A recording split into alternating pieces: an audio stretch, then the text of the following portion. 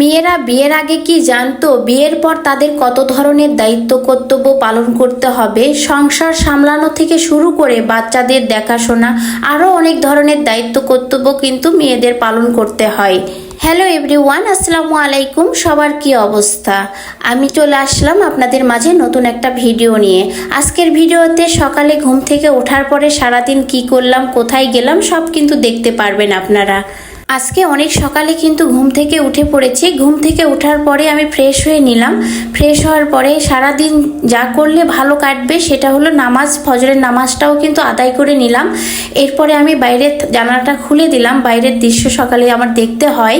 তারপরে চলে আসলাম বাইরে। একটু সকালে হাঁটাহাঁটি করতে ভালো লাগে, যেদিন সময় পাই সেদিন একটু হাঁটাহাঁটি করি।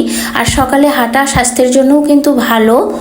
আর আমাদের যেহেতু বাড়ির সাথেই বিশ্ব রোড, তাই তো আমি রোডে চলে আসলাম। সকালে যেহেতু গাড়ি চলাচল অতটা করে না, হালকা করতেছে, তাই তো রোডে একটু হাঁটাহাঁটি করতেছি আমি সকালবেলা। আর একটু পর থেকে এই রোড দিয়ে কিন্তু অনেক গাড়ি চলাচল করবে। আর এটা হলো আমাদের কবরস্থান। আমি যখন মারা যাব এই কবরেই কিন্তু আমাকে রাখা হবে। আমাদের জন্ম হয়েছে, মৃত্যু কিন্তু হবেই। হাঁটা শেষ করে আমি বাড়ির দিকে রওনা হলাম। আজকে যেহেতু শুক্রবার, বাড়িতে অনেক কাজ আছে। শুক্রবারে আমি বেশি সংসারের কাজ কিন্তু করতে চেষ্টা করি। বাচ্চাদের যেহেতু স্কুল থাকে না, আমি এসে কিন্তু পানির জগ হাতে নিয়ে চলে আসলাম আমার বেলকুনিতে। বেলকুনিতে কয়েকটা গাছ আছে, আমি গাছে একটু সকালে পানি দিচ্ছি। এগুলো গাছ ছিল ছাদে রোদে কিন্তু গাছগুলো মরে যাওয়ার অবস্থা হয়েছিল, তাই তো নিয়ে চলে এসেছি বেলকুনিতে যেহেতু ছিয়া আছে, এই গাছগুলো অনেক ভালো থাকে। এক এক করে সব গাছেই কিন্তু আমি পানি দিয়ে নিচ্ছি। গাছ আমার কিন্তু অনেক ভালো লাগে। তারপরে চলে আসলাম রুমে আসার পরে আমি এক গ্লাস পানি খেয়ে নিলাম। খালি পেটে আমি এক গ্লাস পানি খেয়ে নিই প্রতিদিন সকালে। তারপরে চলে গেলাম রান্না বান্নার দিকে। আজকে যেহেতু শুক্রবার, তেমন কোনো সকালে রান্নার চাপ নিব না।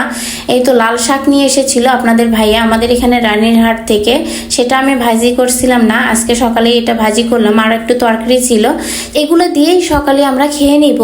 এরপরে চলে আসলাম মাছ কাটতে। আপনাদের ভাইয়া কিন্তু মাগুর মাছও নিয়ে এসেছিল সেই দিন রাতে। আমি কাটছিলাম না, জিয়ে রাখছিলাম। তারপরে দেখি একটা মারা গেছে, তাই দেখে আমি সব মাছ নিয়ে আসলাম, নিয়ে এসে কেটে নিচ্ছি। আর এই মাছগুলো পরিষ্কার করতে আজকে আমার অবস্থা 12টা বেজে গেছে। যেহেতু অনেক কালো ছিল, মাজনি দিয়ে ঘুষতেছি তাও কালোটা উঠতেছে না। অনেক চেষ্টা করছি তাও কালোগুলো তুলতে পারিনি। কি করবো, শেষমেশে ওইরকমই রেখে দিলাম। মাছ কাটার পরে প্রচণ্ড ক্ষুধা লেগেছিল, তাই তো সকালের খাবারটা আমি খেয়ে নিলাম। আমি বাইরে বসে সকালের খাবারটা খেয়ে নিলাম, বাইরের দৃশ্য দেখতেছি আর খাবার খাচ্ছি, ভালোই লাগে আমার কাছে। তারপরে চলে এলাম আমি নিচে। এটা আমাদের নিচের ইউনিট, এই ভাড়াটিয়া চলে গেছে, নিচে পরিষ্কার করাই হয়নি। আমি ভাবলাম আজকে যেহেতু হাতে সময় আছে, এই রুমটা আমি একটু ঝাড়া মোছা করি, তাই তো চলে আসলাম নিচে। বাসা করে ভাড়া দেবেন তাতেও কিন্তু শান্তি নেই। অনেকেই মনে করে এটা তো অন্যর বাড়ি, অত পরিষ্কার করে কি লাভ।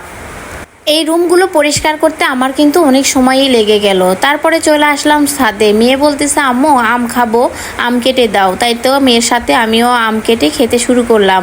আসলে এরকম করে আম খেতে অনেক মজাই লাগে। কার কার এরকম করে আম খেতে ভালো লাগে? আমার কিন্তু ভালো লাগে। একটু টক থাকবে, ঝাল থাকবে, অনেক মজাই লাগে। শুধু কি আম খেলেই চলবে? এদিকে দুপুরে রান্নারও সময় হয়ে গেছে। আমি সব কিন্তু কেটে রেডি করে নিয়েছি।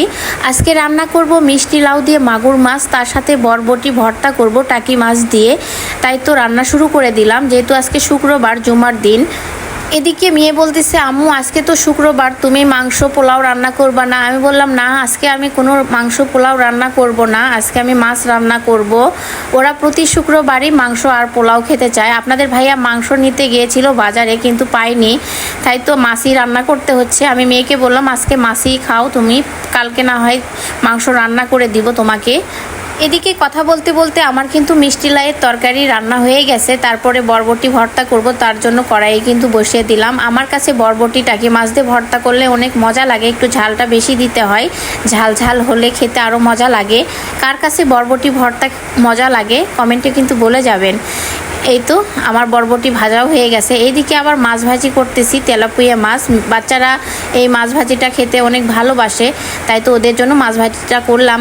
এদিকে দেখি রান্না করতে করতে অনেক বেজে গেছে, আপনাদের ভাইয়া নামাজ পড়ে চলে আসবে, তাই তো তাড়াহুড়া করে ভর্তাটাও করে নিচ্ছি। যেহেতু শুক্রবার, এসেই বলবে ক্ষুধা লেগেছে, খেতে দাও। এই তো দেখতে পাচ্ছেন আমার কিন্তু সব রান্নাই কমপ্লিট। তারপরে গোসল করে আমিও কিন্তু দুপুরের খাবার খেতে বসে পড়লাম। আমাকে রেখেই সবাই কিন্তু খেয়ে নিয়েছে। আমার যেহেতু গোসল করতে দেরি হয়েছিল, আমি বলেছিলাম তোমরা খেয়ে নাও, তাই তো ওরা খেয়ে নিয়েছে।